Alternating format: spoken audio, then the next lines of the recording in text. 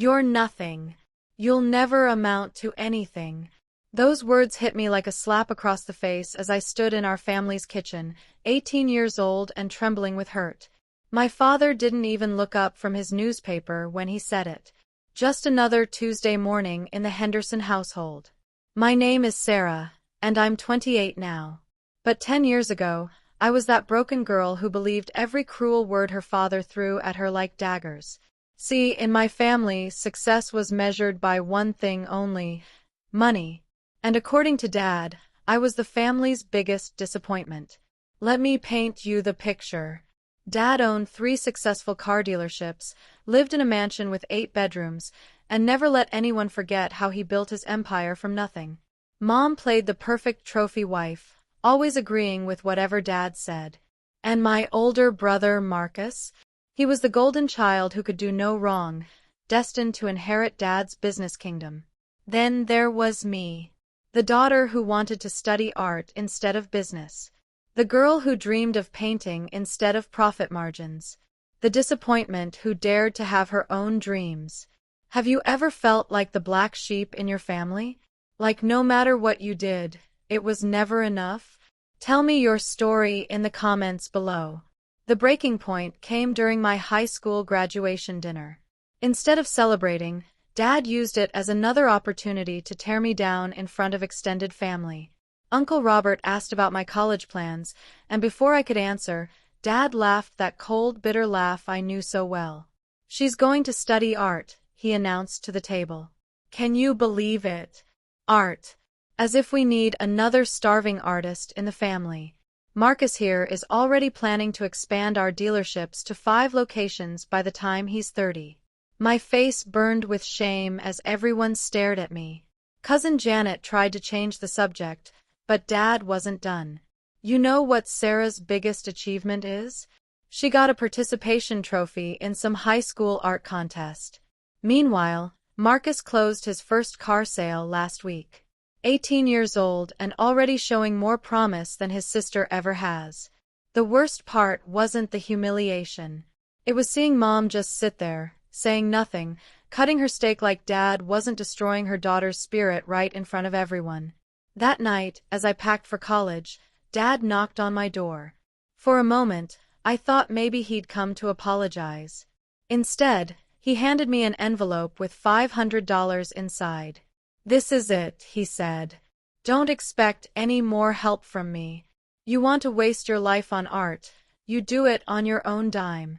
When you come crawling back broke and defeated, remember this conversation." I took that money, looked him straight in the eye, and made a promise to myself. I would never come crawling back to anyone. College was brutal. While other kids had care packages and family visits, I worked 3 jobs just to afford ramen noodles. I cleaned bathrooms at 6 a.m., served coffee until noon, and painted portraits on campus for extra cash. My hands were always stained with either cleaning chemicals or paint. But you know what?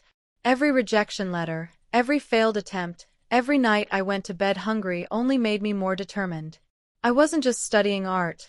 I was studying business, marketing, social media, anything that could help me turn my passion into profit. By junior year, something clicked. I started selling my paintings online, first on small platforms, then building my own website. I created social media accounts showcasing my work and the stories behind each piece. People connected with my art because it came from real pain, real struggle. The breakthrough came during my senior year.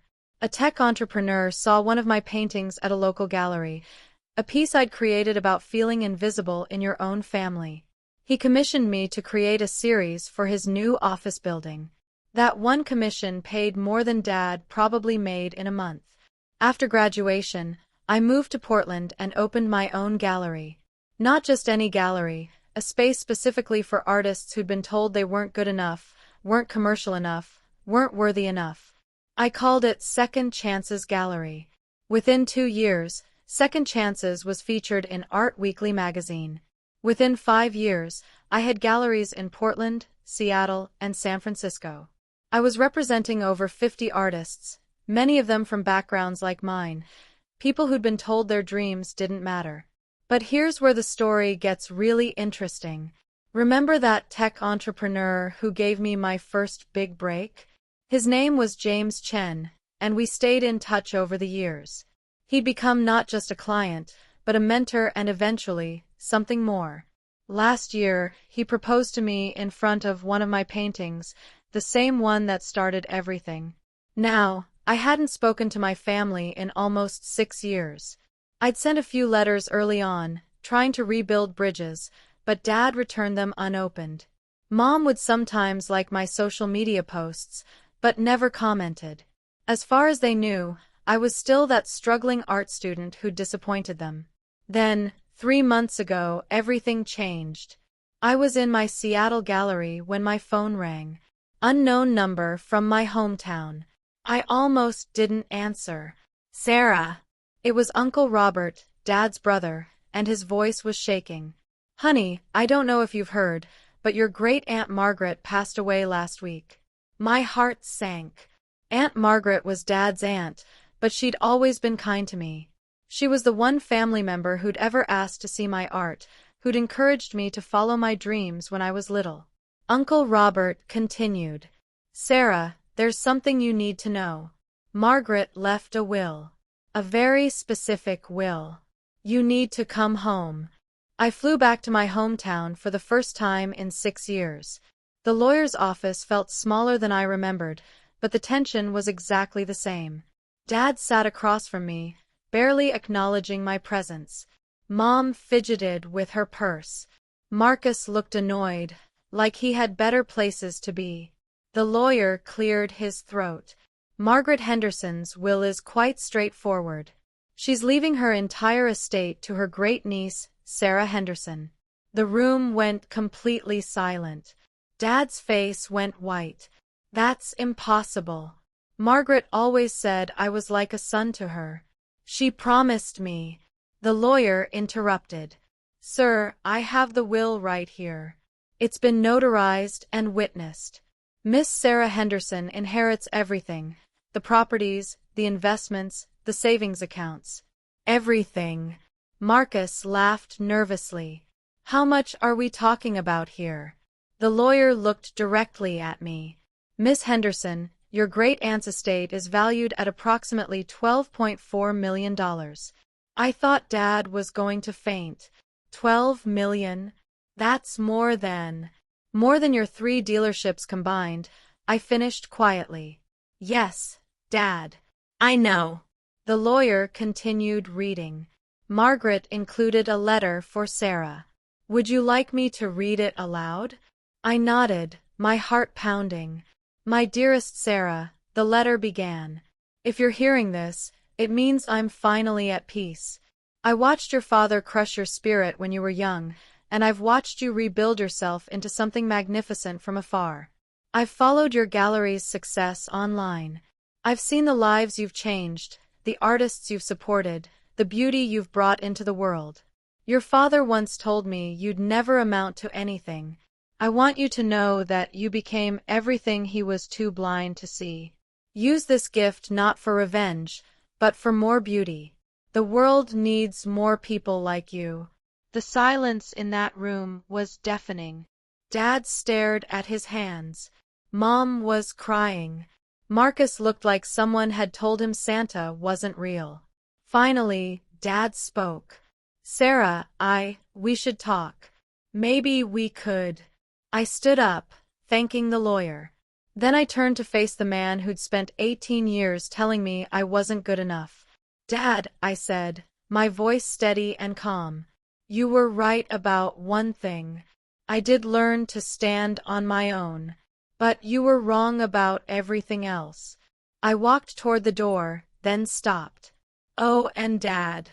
I'm opening a 4th gallery next month. In our hometown.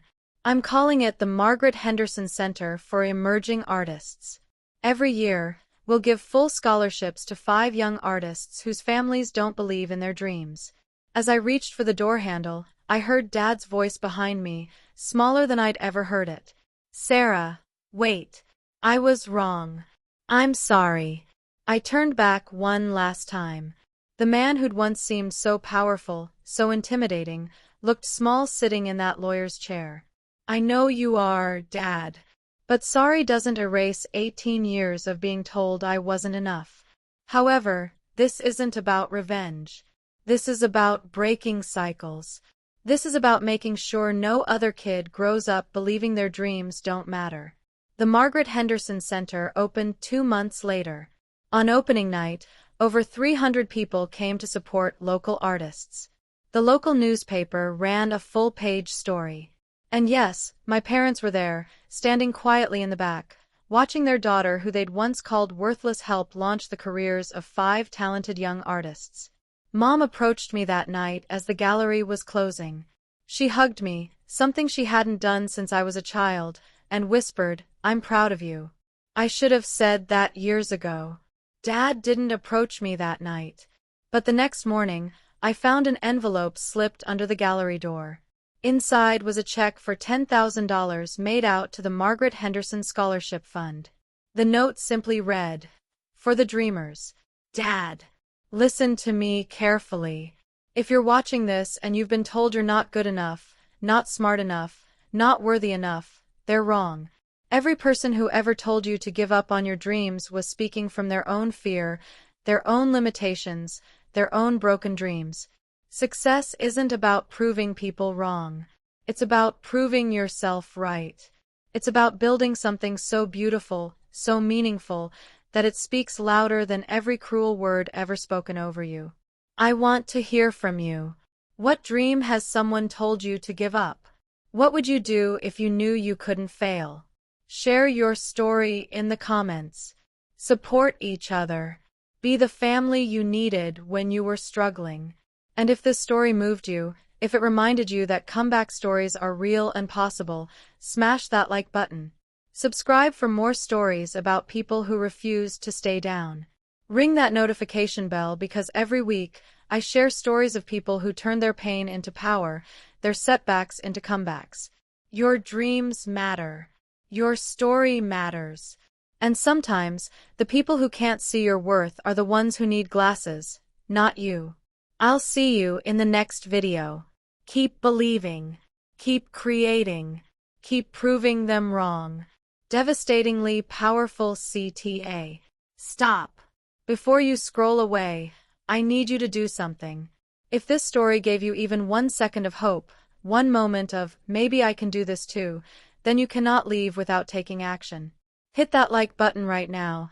Not tomorrow, not later, right now. Because every like tells YouTube to show this story to someone else who desperately needs to hear it. Subscribe and ring that bell, because I post stories like this every single week. Stories of people who were counted out, written off, called worthless, and who came back to prove everyone wrong. But most importantly, comment below. Tell me, what dream has someone tried to kill inside you? What would you attempt if you knew you couldn't fail? Because your story matters, and this community is here to support you. Share this video. Share it with that friend who's been told they're not good enough. Share it with that family member who's given up on their dreams. Share it because someone in your life needs to know that comeback stories are real. Don't just watch these stories. Be one of these stories. Your transformation starts right now, with one small action. Take it. The comment section is waiting for your story. We're waiting for you.